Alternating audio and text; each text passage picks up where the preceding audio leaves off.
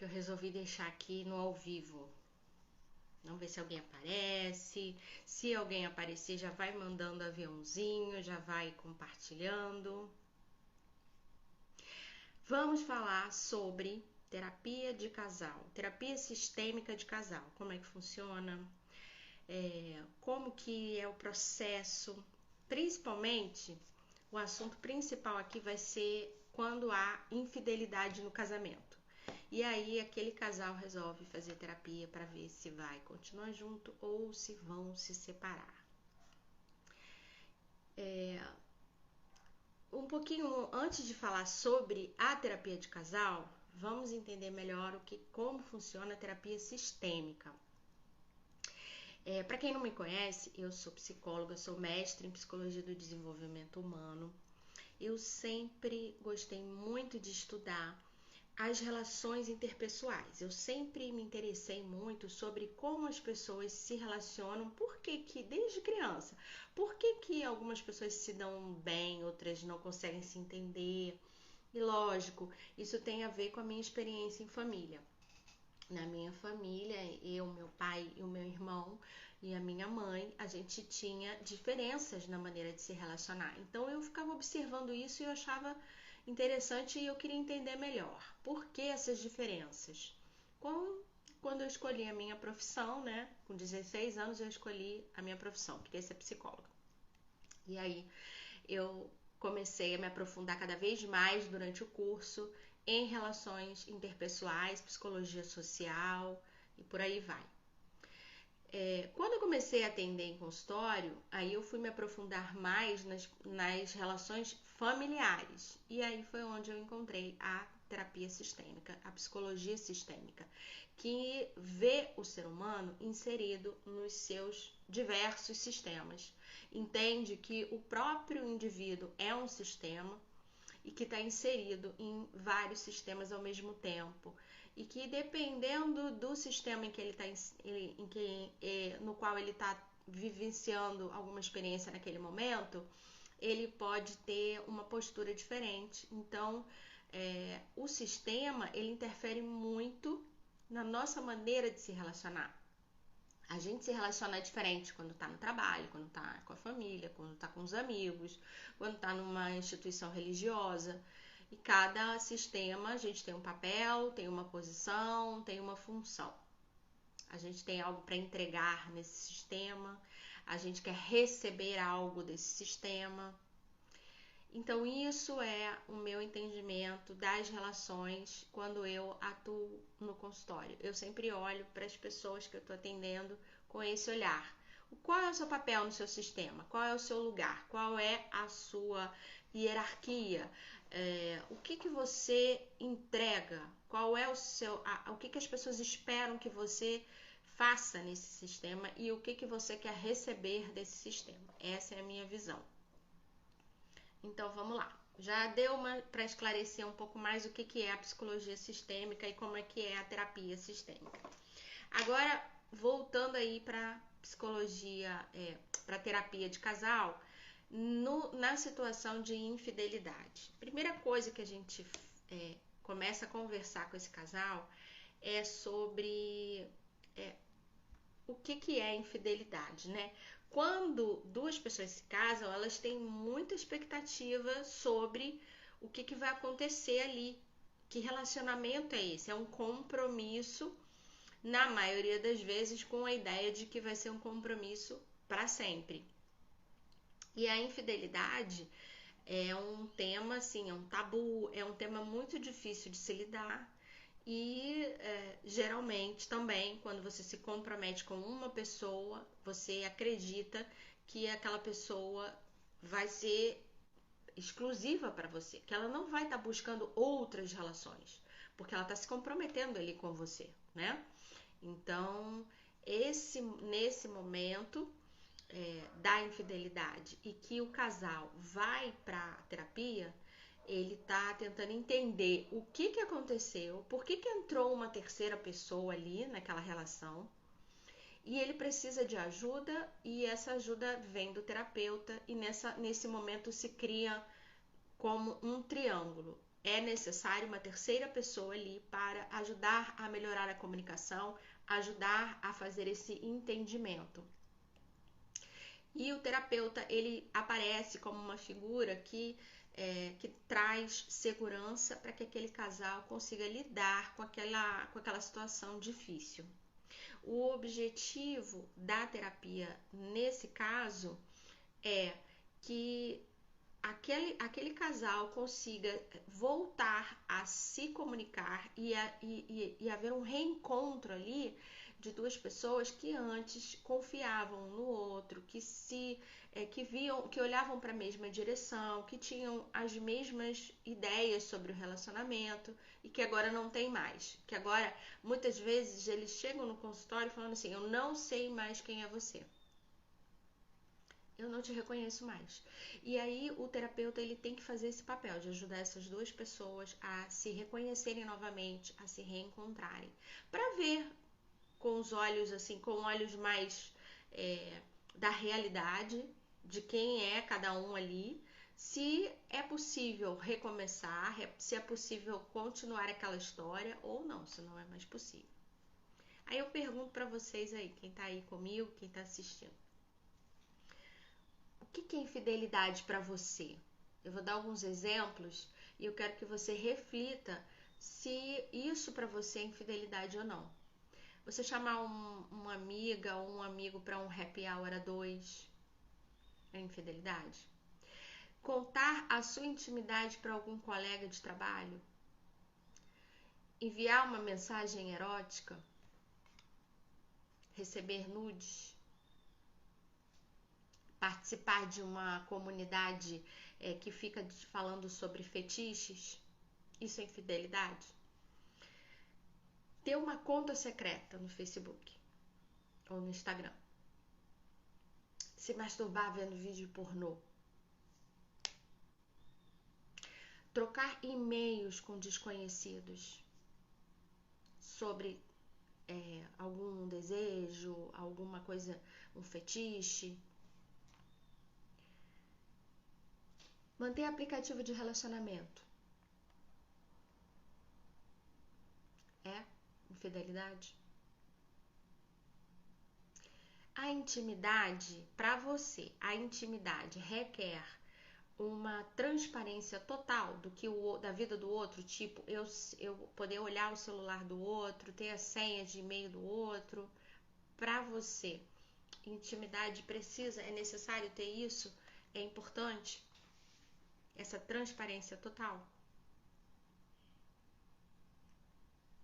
Bom, olhando para essas situações todas, o que a gente pode concluir que seja infidelidade? Vamos tentar definir, então, o que realmente é infidelidade no relacionamento. Vamos colocar que é um envolvimento romântico, sexual, emocional. Então, pode ser tudo isso, ou um desses, enquanto você está se relacionando com uma outra pessoa. Então, você já tem um relacionamento e aí você se envolve ou de forma romântica, sem contato, ou sexual, ou emocional com uma pessoa. E isso pode durar um curto período de tempo ou um longo período de tempo. O principal é entender que se você está se relacionando com alguém aonde você tem esse tipo de interação romântica, sexual ou emocional, essa conexão, isso pode ser considerado sim infidelidade. Mas sempre temos que saber qual foi o contrato implícito do casamento.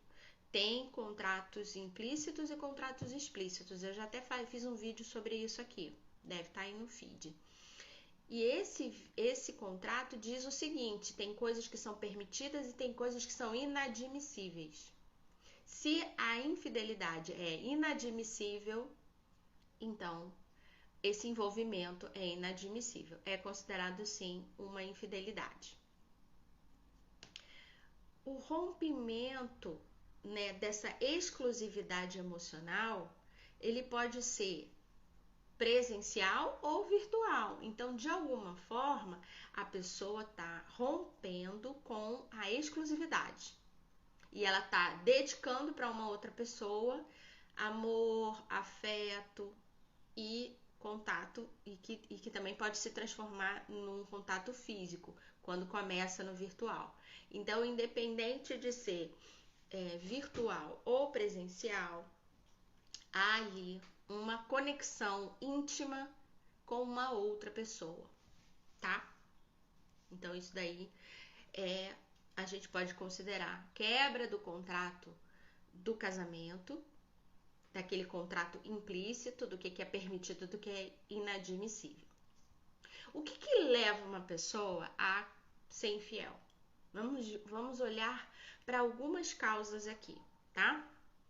Primeiro, pode ter a ver com o clandestino, com essa coisa do clandestino, de querer fazer alguma coisa secreta, de querer ter uma vida secreta, uma vida que o outro não tem acesso.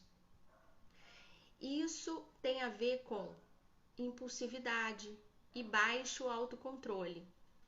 Então, a pessoa ela não consegue ter esse autocontrole e ela acaba quebrando o contrato, indo viver uma vida clandestina. Quando isso acontece, essa necessidade de ter uma vida clandestina, o que pode estar acontecendo ali na relação é que aquele casal ele é muito simbiótico, não tem ninguém ali pode ter privacidade. É tudo muito misturado, todo mundo o tempo todo juntos. E aí, nós seres humanos, naturalmente a gente tem necessidade de ser autêntico, a gente tem necessidade da nossa individualidade, dos nossos momentos, isso é normal. E quando um casal ele é muito simbiótico, nesse sentido de que não tem privacidade nenhuma, essa pessoa ela pode sentir uma necessidade muito grande de ter uma vida clandestina. Outro motivo para a infidelidade pode ser a química mesmo.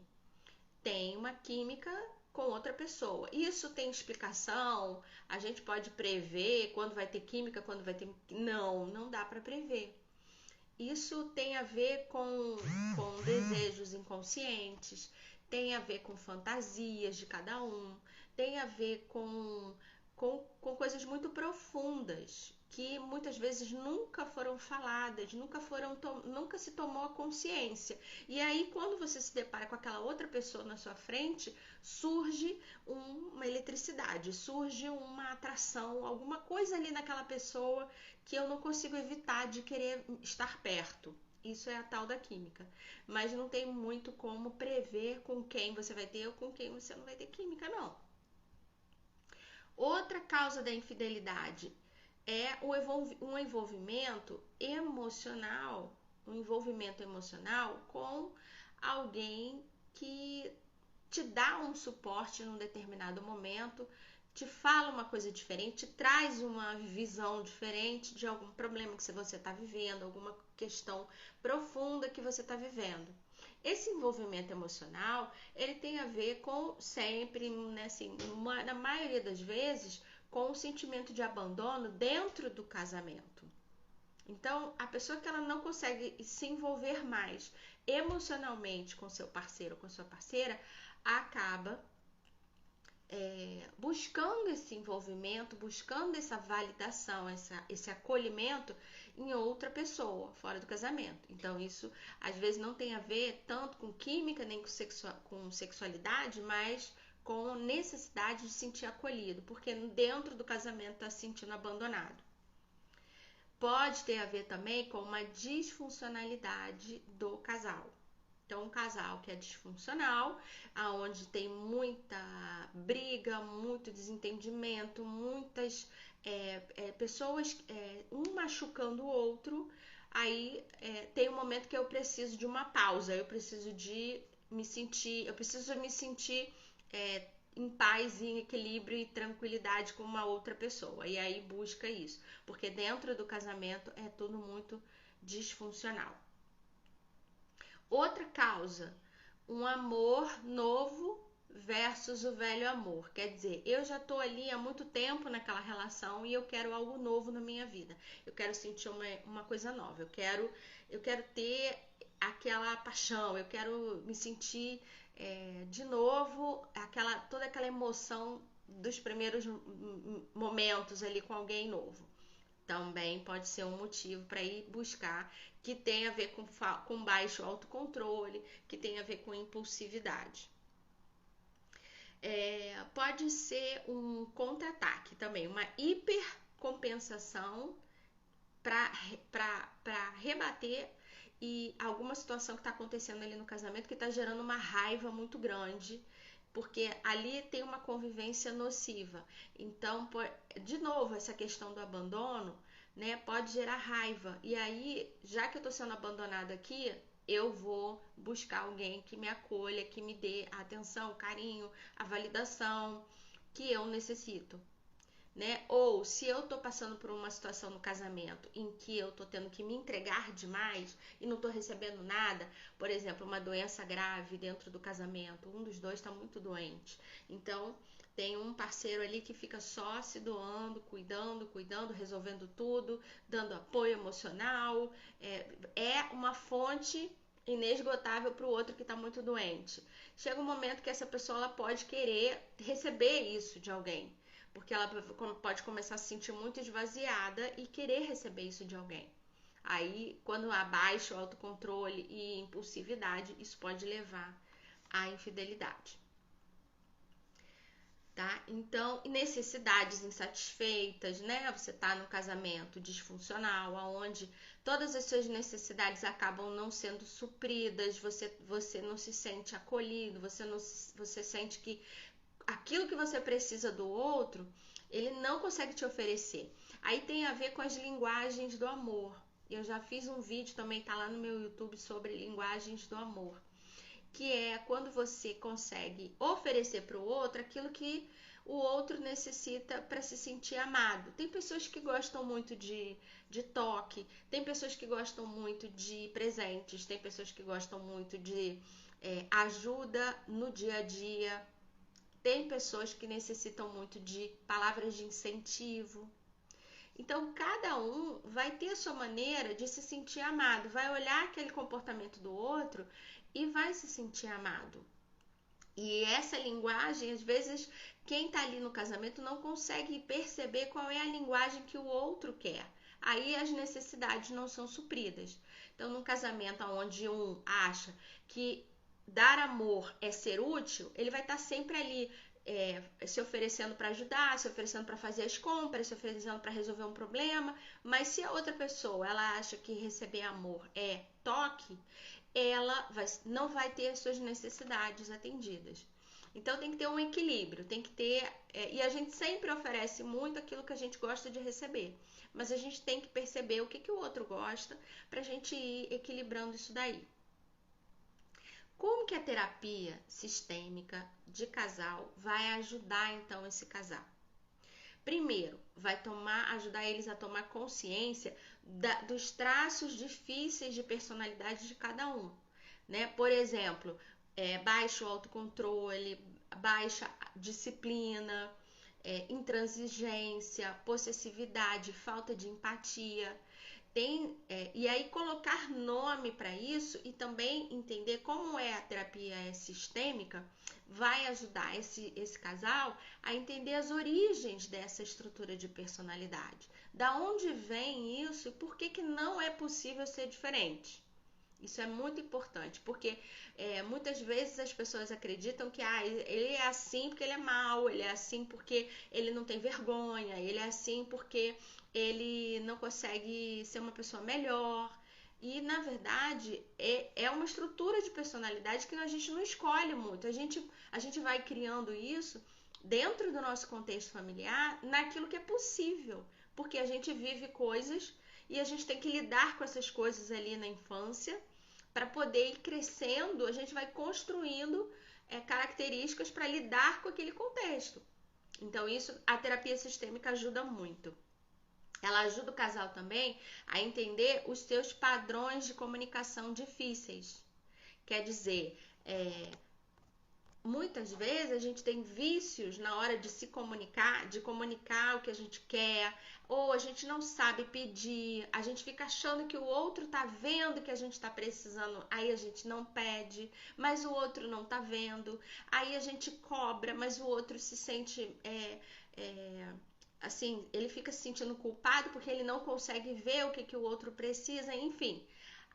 A comunicação, ela pode ser truncada e dificultar muito a relação ali do casamento, né? A terapia também ajuda os dois lados a ampliarem a sua consciência sobre aquela dinâmica ali, que eles muitas vezes não percebem que é uma dinâmica tóxica, nociva. Por quê? Mais uma vez, porque foi isso que eles receberam, foi isso que eles vivenciaram. Então, na idade adulta, eles acham que é aquilo ali que é entregar amor. E não é. Muitas vezes não é. E ajuda também o terapeuta, né? A terapia sistêmica vai ajudar o casal a transformar uma dinâmica antiga que não estava mais dando certo num relacionamento de duas pessoas reais, de uma forma que seja possível e satisfatório. Não aquela idealização de que tem que ser tudo perfeito o tempo todo. Agora, vamos avançar um pouquinho no processo, vamos falar do processo de terapia sistêmica de casal, nessa questão aí da infidelidade. Cada casal vai ter um tema, pode ser um luto que eles estão vivendo, pode ser a infidelidade, pode ser a tentativa de ter filhos e não tá conseguindo ter filhos, cada casal vai ter um tema. E hoje eu tô falando só de infidelidade, tá? Então, a gente tem 3 estágios principais do processo terapêutico de casal. Primeiro, é encarar a realidade. Primeiro, a gente começa a terapia assim, olha, houve uma infidelidade, vamos olhar para isso que aconteceu. A infidelidade, ela provoca no cônjuge que foi ferido uma sintomatologia parecida com estresse pós-traumático. Aquilo causa um choque tão grande que a pessoa ela pode começar a ter insônia, ela pode começar a ter pesadelos constantes, pensamentos repetitivos compulsivos o tempo todo, fora os sintomas físicos, né? Falta de apetite ou excesso de apetite, problemas de pressão alta. Então, é uma sintomatologia, assim, é um trauma. Eu estava indo muito bem com a minha vida, recebi uma notícia de uma coisa que eu não esperava, que eu nunca podia imaginar do outro. Isso já é um trauma. A gente começa ajudando também essa pessoa que foi a pessoa ferida a lidar com esses sintomas de estresse pós-traumático. Quando a infidelidade aparece na relação, né? A gente também começa, é aquele momento que eu falei, que o outro, quem foi ferido, não reconhece, né? Tudo que eu acreditava sobre aquela pessoa, eu não tô reconhecendo mais, eu não sei que pessoa é essa. Então, a gente tem que ir tentando esmiuçar o que foi que aconteceu, ajudando a pessoa ferida a liberar toda aquela angústia, toda aquela decepção, toda aquela desilusão, para que as pessoas reais comecem a surgir na terapia. Então, vão surgir emoções muito fortes como raiva, ansiedade, vergonha, impotência, sentimento de luto, né? Vitimização, no sentido de não conseguir ver o seu papel mesmo, então eu fui atacada sem motivo. Então esses sentimentos todos começam a surgir, começam a ser falados o tempo todo. Eu nunca pensei isso de você, eu não mereço isso, o que foi que eu fiz para você ter tanta raiva de mim? Coisas assim começam a surgir nesse momento de entrar em contato com o que aconteceu, com a infidelidade. Há uma evitação um do outro, né? Eles começam a se evitar, começam a evitar as atividades, os lugares, as pessoas que têm a ver com o trauma. Aí pode acontecer também de haver danos ali na rede de relacionamento do casal. Então um fala pro amigo, fala pra irmã, fala pro pai, fala pra mãe, todo mundo ali da rede de relacionamentos começa a se contaminar com essa situação e não consegue dar o apoio para o casal. Acaba virando uma polarização. Alguns estão dando apoio para um lado, outros estão dando apoio para o outro. E isso é muito ruim, porque se aquele casal resolve se reconciliar, todo mundo ali envolvido se sente como se tivesse feito algo inútil, né? De ficar ali apoiando para depois de tanta coisa acontecer, aquele casal voltar. Então não é legal contaminar essa rede de relacionamento mútua do casal. Por isso que é importante tentar desabafar com pessoas que estão fora do círculo de amizade comum do casal, ou com uma pessoa de extrema confiança que você sabe que aquilo vai ficar ali, né? Não vai sair sendo espalhado pela família ou pelo grupo de amigos. Outra coisa que acontece nesse primeiro momento é uma série de gatilhos emocionais. Então, a pessoa que foi ferida, ela, por exemplo, se ela vê o cônjuge que traiu, né, pegando o celular, fica muito tempo ali olhando o celular, ela já pode pensar que tá falando com a pessoa, né, com essa pessoa com quem ele estava se relacionando, ou ainda está, e aquilo gerar uma grande briga. Se atrasa para jantar, para chegar em casa na hora do jantar, pode ser um gatilho emocional. Então começa a surgir vários gatilhos, porque aquela pessoa que está em choque, ela começa a achar que qualquer comportamento do outro pode estar indicando infidelidade, porque ela não estava vendo nada antes, então agora ela quer ver tudo. E ela começa a achar que está vendo tudo em excesso. Pode acontecer distúrbios do sono, concentração baixa, falta de concentração para tudo, hipervigilância, ficar atento demais ao outro, né? Manda mensagem, ele tá online, mas ele não me respondeu, tá o tempo todo tomando conta do outro, isolamento, não querer ver ninguém, não querer falar com ninguém, e até atos de vingança, que é a compensação, é a hipercompensação. Eu sofri um trauma, agora você vai sofrer outro pior. E aí, essa vingança pode ter até consequências trágicas, né? A gente vê muito isso por aí na mídia, toda hora, coisas trágicas acontecendo por questões de infidelidade entre casais. Como que o casal vai lidar com isso tudo nesse primeiro momento, enquanto eles ainda estão juntos? Se eles vivem juntos. Primeiro, tentar retomar as rotinas domésticas de uma forma mais com menos emoção, assim, com menos cobrança de comportamentos, de atitudes, mas tentar retomar a rotina, tentar tomar o café da manhã, tentar almoçar sem entrar no assunto da infidelidade, tentar retomar essa convivência aos poucos, porque o assunto está sendo tratado na terapia, mas em casa tentar evitar isso para não causar mais dano para o casal. No nível individual, estimular estratégias de autocuidado. Então, principalmente para a pessoa que foi ferida ali, voltar, se estava fazendo uma atividade física, parou, voltar a fazer sua atividade física, cuidar da sua alimentação, cuidar do seu sono, dos seus momentos de lazer, individualmente, para ela ir se fortalecendo emocionalmente, cuidar do espírito, para ela ir se fortalecendo cada vez mais. Na terapia, esses sentimentos, eles vão sendo analisados. Então, tudo que ela vai restabelecendo na rotina dela, ela vai sentir se ela consegue, se não consegue, os dois, né? E aí, na terapia, eles vão trazendo, olha, foi muito difícil sentar para almoçar sem falar desse assunto, foi muito difícil a gente ir na festinha do colégio do nosso filho juntos. Então, eles vão trazer para a terapia para que isso vá sendo conversado, trabalhado e cada vez ir tentando ir melhorando a expressão dos sentimentos, o que eles estão sentindo, conseguir falar, conseguir elaborar e conseguir ir construindo toda essa ideia de como que a gente vai conviver daqui para frente. O terapeuta, ele vai se tornar então um porto seguro, onde todos esses sentimentos vão sendo trazidos e vão sendo falados de forma em que tem aquela figura ali que ela ajuda muitas vezes a traduzir, ela ajuda a fazer perguntas, ela ajuda o outro a dar respostas.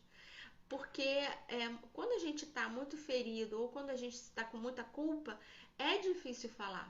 É difícil colocar o sentimento para fora, porque qualquer coisa que a gente fale pode piorar a situação. E os dois ficam com essa sensação. Então, eles precisam dessa figura que fica ali, sendo um porto seguro para eles.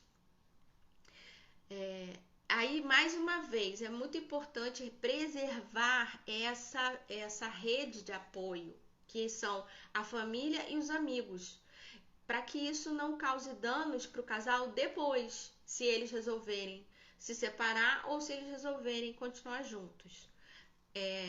Essa intimidade do casal tem que ser preservada, para que eles possam lidar com isso na sua intimidade, sem essas interferências que às vezes atrapalham muito, né?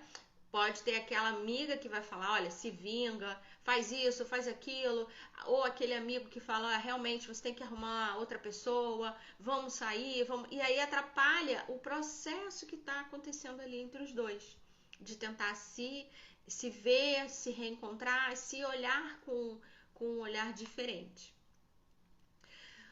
Sobre os gatilhos emocionais, né, é importante, é legal aprender a lidar com os gatilhos, para não deixar qualquer gatilho se transformar numa grande discussão, numa grande briga.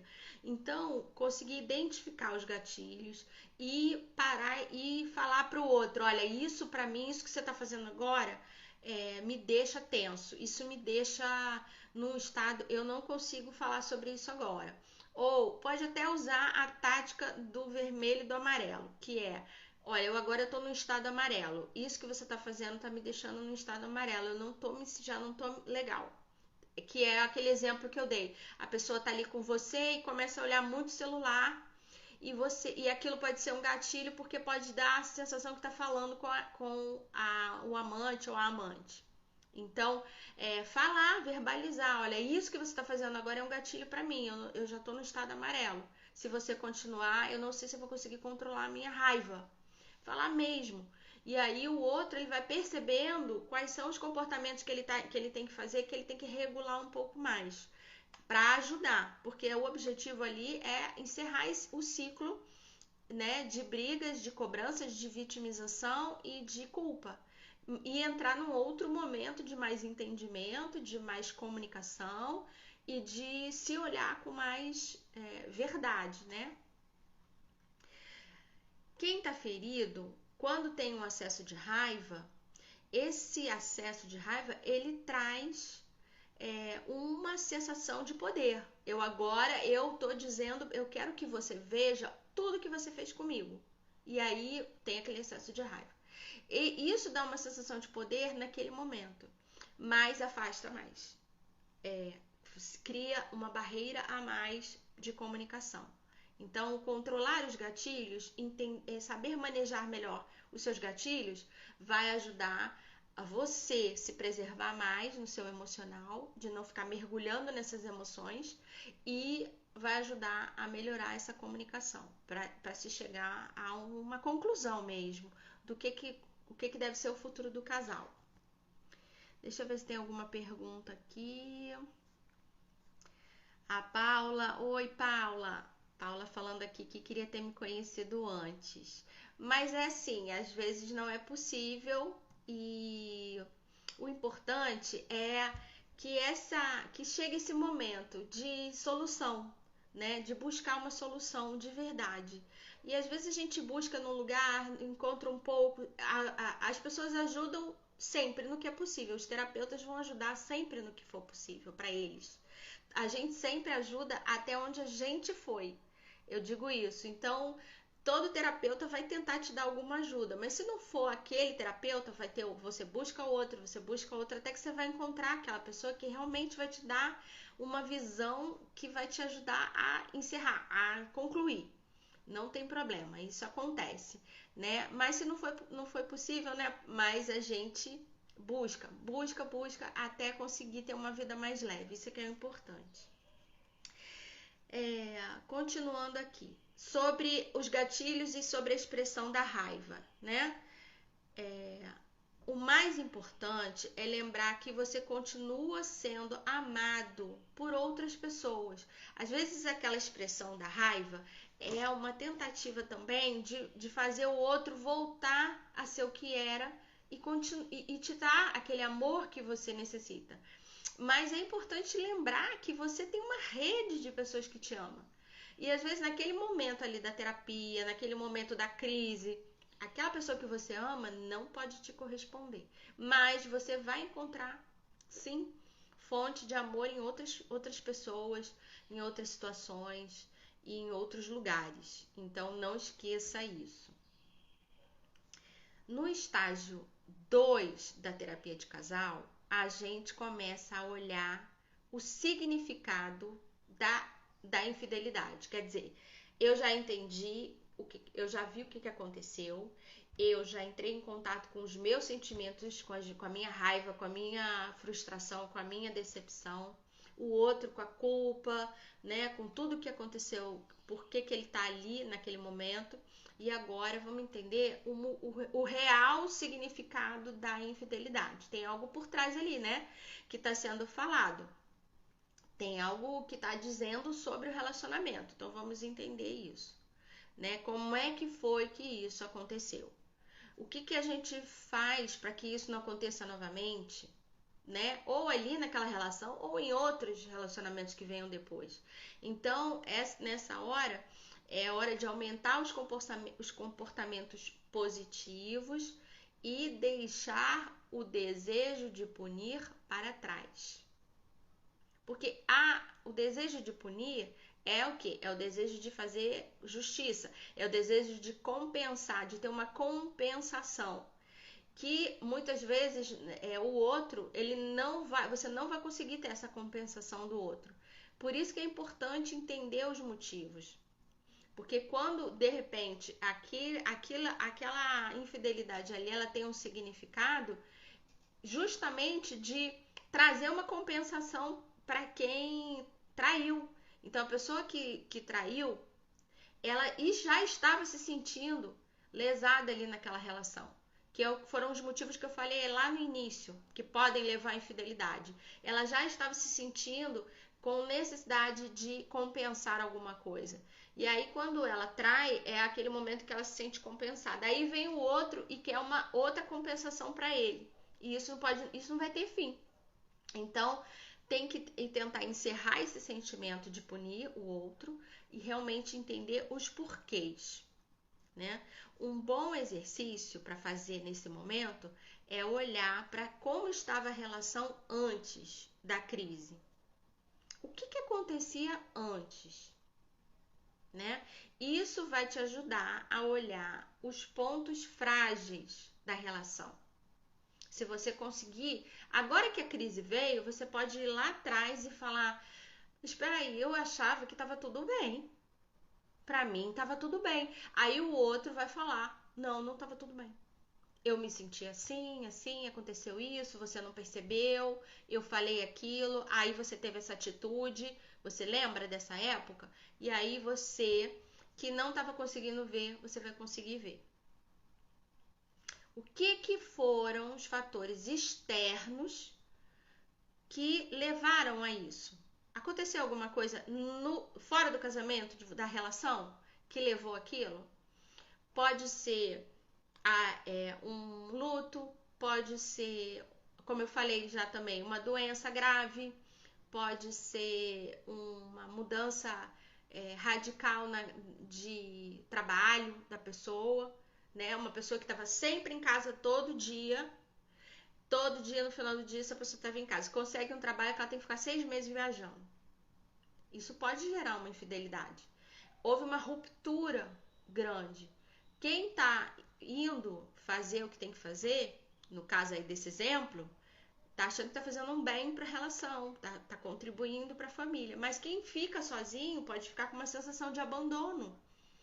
mesmo que inconsciente, se sentindo abandonado, precisando de compensação. Então, olhar para quais foram, se aconteceu alguma situação externa que pode ter levado a essa crise. Olhar para os filhos, para a família de origem, para o trabalho, para as preocupações financeiras, para a saúde física e emocional de cada um, para as outras pessoas que se relacionavam ali com o casal, e inclusive olhar para a pessoa que foi a que causou a infidelidade, né? Com quem foi que ele se relacionou? Era um colega de trabalho? Era uma pessoa que era do passado? Quem era essa pessoa? Por que essa pessoa surgiu ali no casamento? Olhar para tudo isso e entender tudo isso. Então, perguntas que você pode se fazer, né? Quanto tempo vocês passavam juntos antes da crise? Como que era a proximidade de vocês? A intimidade de compartilhar as coisas do dia a dia antes da crise? Qual era a intensidade dos conflitos que vocês viviam antes da crise? Era muito conflito? Eram coisas que vocês não conseguiam resolver e deixavam para depois e isso foi acumulando embaixo do tapete? Como que estava o relacionamento sexual do casal? Tudo isso tem que ser olhado antes da crise, para que a gente vá construindo esse entendimento dos porquês. Nada acontece de repente. Grava essa frase. Nada acontece de repente. As coisas vão indo num crescente. E quem está muito envolvido consigo mesmo, está muito envolvido com as suas questões financeiras, profissionais, pessoais, pode não estar vendo que o outro está se sentindo abandonado, que o outro está precisando de algum tipo de compensação. Como era o nível de confiança entre vocês antes da crise? A confiança, eu já fiz um vídeo, também tá lá no meu YouTube. A confiança no casamento é você, quando não está em crise, você conseguir ter atitudes que geram confiança. São frases de apoio, são frases de validação, são elogios, perguntas, você mostrar interesse pela vida do outro. Como você está se sentindo agora que nossos filhos saíram de casa e a gente está sozinho aqui? Como você está se sentindo agora nesse novo trabalho em que eu estou ficando 6 meses fora de casa? Como é para você? Esse interesse pelo sentimento e pela experiência do outro gera confiança.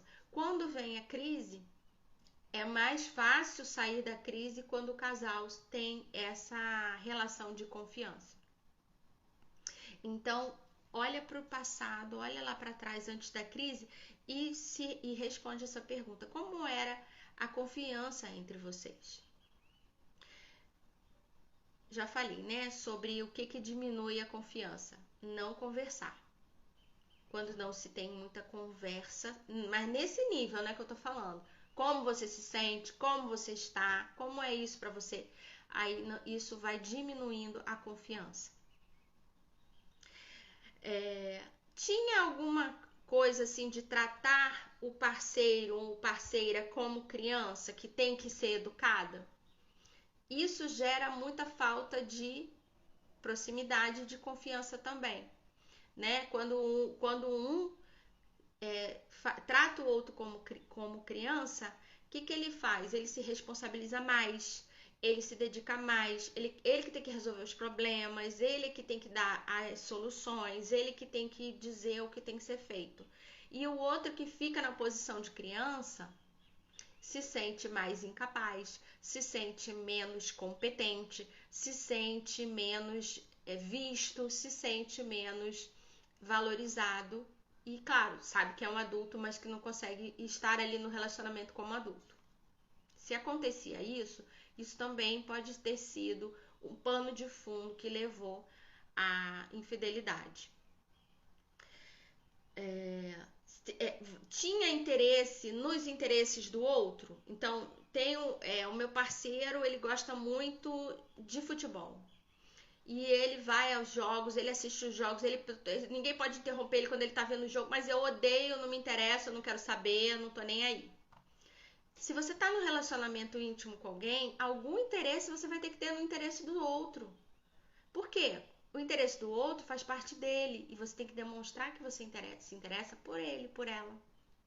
Então isso faz parte também dessa intimidade, dessa relação de confiança entre o casal. As famílias. Como é a relação de vocês com as famílias? Uma coisa também que gera muito problema nos relacionamentos é a família aparecer toda hora no meio da relação. Toda hora você tá na casa da sua mãe, toda hora sua mãe tá te pedindo ajuda, toda hora você tem que socorrer alguém, toda hora seu irmão.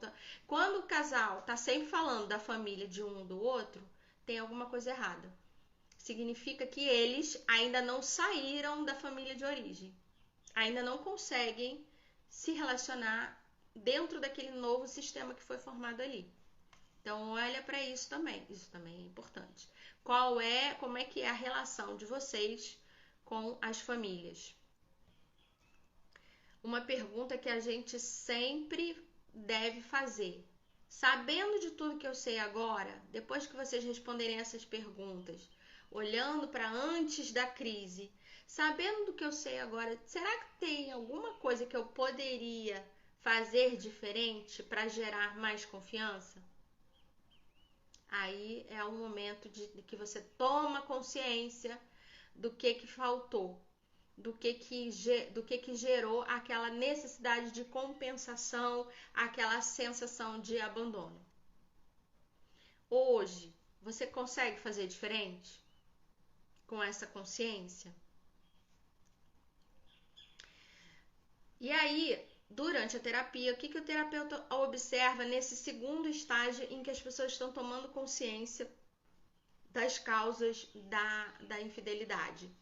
O casal está conseguindo conversar fora da terapia sobre a crise ou ainda não é possível? Porque lembra que no início, no primeiro estágio, eu falei que era melhor não conversar sozinho. Mas no segundo estágio, a comunicação já melhorou bastante. Então, eles têm que ser capazes de conversar juntos, sem o terapeuta, sobre a crise.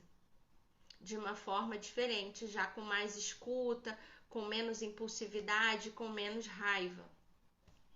Na sessão de outra pergunta que a gente faz, que a gente observa, né, no casal. Na sessão de terapia, eles conseguem falar sobre os seus pontos de vista? Ou tem um que fala mais, tem um que fica mais calado, tem um que ainda tá com o sentimento de que necessita de justiça, que necessita de vingança? Como está isso ainda na terapia? Eles conseguem ver cada um a sua parcela de responsabilidade na qualidade da relação? Ou tem um que está sempre dizendo que o outro é que está errado, que o outro é que tem que mudar? E isso a gente observa. Aí a gente vai fazendo esses ajustes. A gente vai ajudando, como eu falei já, né? O terapeuta, ele ajuda o outro a fazer perguntas, a responder perguntas, no sentido de ir estimulando a comunicação e a expressão dos sentimentos. O importante é entrar em contato com os sentimentos e conseguir expressar para o outro. Agora eu estou me sentindo assim.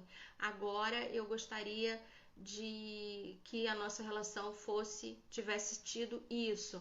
Então isso vai ajudando eles a tomar consciência, falar cada vez mais dos seus sentimentos, sentir confiança um no outro de que pode falar. Aí vem o terceiro estágio na terapia, que é seguir em frente, que é olhar para o futuro. Nesse momento, a tarefa básica é ajudar o casal a decidir se eles estão prontos para seguir em frente ou se eles querem fazer isso separados. Se eles querem seguir em frente juntos ou separados. Porque principalmente quando tem filhos, a família vai continuar. A configuração pode mudar. Não são mais casados, mas eles ainda são pais daquela criança, daquele filho. Então a família continua. O que eles estão prontos para fazer ali naquele momento? A gente observa na terapia se aquele casal ainda já está pronto emocionalmente para seguir em frente. Às vezes não está pronto emocionalmente para seguir em frente, mas tem certeza de que a relação ali não juntos já não é mais possível. Então podem fazer terapias individuais para irem ajustando isso e como que vão se relacionar um com o outro nessa nova configuração da família. Então, perguntas que podem ser feitas, né? Vocês aí podem fazer também, quem está passando por essa situação. A infidelidade, a relação extraconjugal, ela foi um evento único ou é um padrão? Sempre acontece na relação de vocês. O parceiro que participou da traição, ele consegue fazer mudanças difíceis. Ele consegue fazer essas mudanças? Você vê que ele vai conseguir? O parceiro ferido, ele mostra resiliência, ele, quer dizer, no seu comportamento, quer dizer, ele insiste que ele que é a vítima, não consegue mudar isso? Os dois estão dispostos, você acha que você, seu parceiro ou sua parceira, estão dispostos a fazer mudanças pessoais importantes para poder continuar juntos? Que mudanças são essas? No caso, por exemplo, nesse caso que eu dei da pessoa que fica 6 meses fora e o outro tá se sentindo abandonado, já tá claro que é inviável essa separação. Para aquela pessoa ficar 6 meses sozinho não funciona. E o outro, ele vai conseguir fazer as mudanças necessárias para que a relação possa existir ou não é possível? E aí essas perguntas têm que ser respondidas. Se o terapeuta tiver alguma crença ou experiência negativa sobre infidelidade, aí somos nós, terapeutas, né? Isso vai afetar o processo terapêutico. Então, é fundamental que o terapeuta consiga ajudar e se distanciar dessas crenças negativas sobre infidelidade. Então, nessa hora vem a humildade do terapeuta. Se o terapeuta ele já passou por isso, não superou, na família dele já aconteceu, foi pesado, foi muito difícil e ele não superou, ele tem que abrir mão desse trabalho e passar para um profissional que realmente possa ajudar. Ele tem que, todos nós temos esses momentos. Tem casos que nós mesmos não conseguimos lidar porque tem a ver com a nossa história pessoal. Isso é normal, somos seres humanos. E aí a gente vai e fala, olha, nisso eu não vou poder te ajudar, eu vou te indicar um outro profissional. É essa busca que foi falada aqui de, eu queria ter te achado antes. Às vezes a gente acha que dá conta, né, de um caso, de um paciente e não está dando conta. A gente tem que abrir mão e, pelo bem dele, indicar alguém que mais qualificado que possa ajudar. Não é que a intenção não seja de ajudar, a intenção sempre vai ser de ajudar, mas às vezes a gente não consegue mesmo. Então tem que ter esse olhar, tá? O próprio terapeuta. E aí, se a decisão for pela separação, aí a gente começa, na terapia, a gente pode começar a lidar com as questões da separação. Como é que vão ficar, como é que vai ser a questão dos filhos, como que eles imaginam que vai ser o futuro, essa relação com os filhos, né? Como vai ser a relação com os amigos, com a família, como é que todo mundo, como é que eles vão lidar com isso, dar notícia, como vai ser, vai ter um aniversário, queremos chamar os dois, mas eles não estão mais juntos, pode, não pode?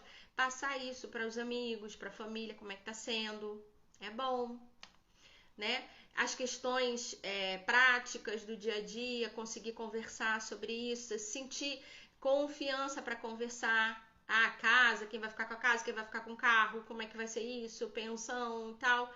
Pode ser conversado também na terapia, já ir esboçando como é que vão ser essas questões, para até ver se conseguem conversar tranquilamente sobre isso, se surgem gatilhos que têm que ser resolvidos.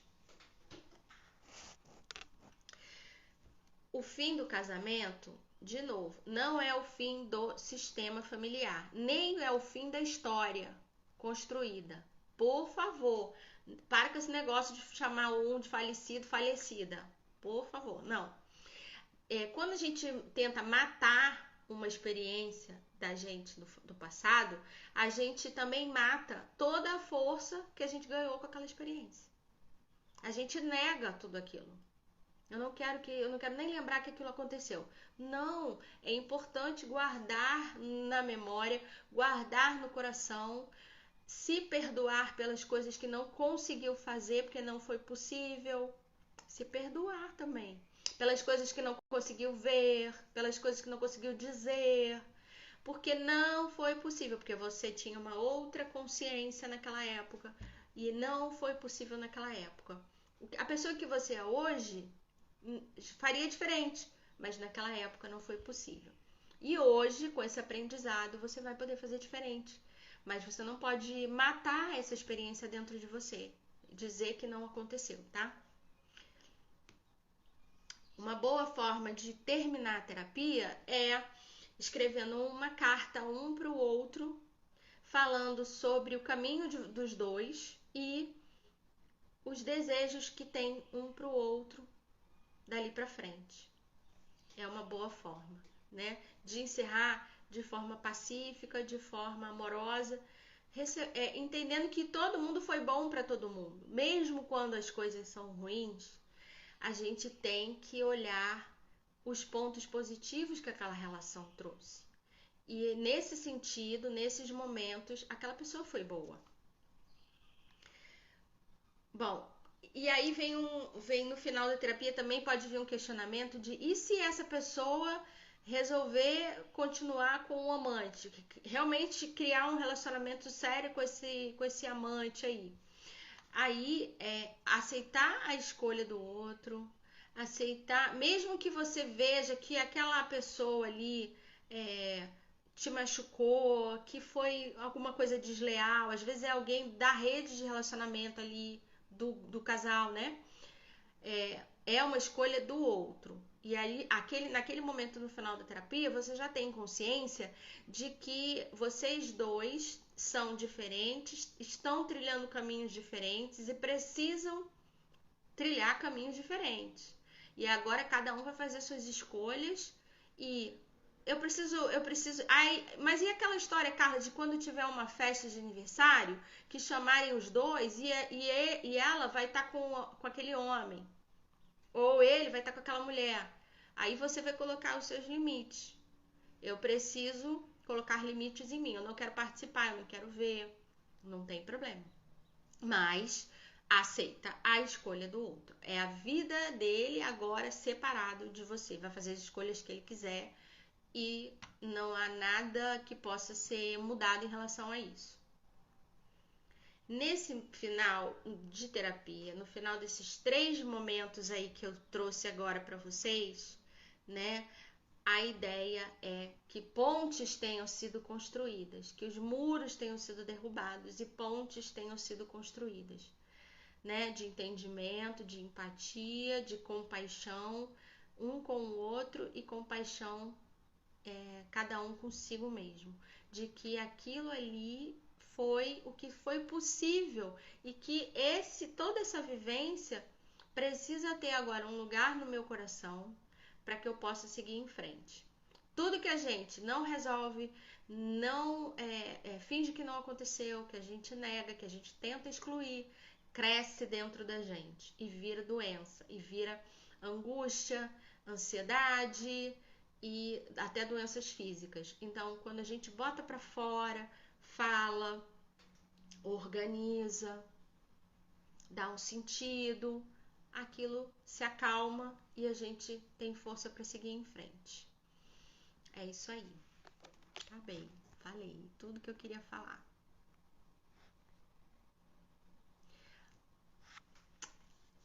Se tiverem perguntas depois, vão deixando aí no meu direct, vão deixando aí no comentário do vídeo e eu vou respondendo com o maior prazer.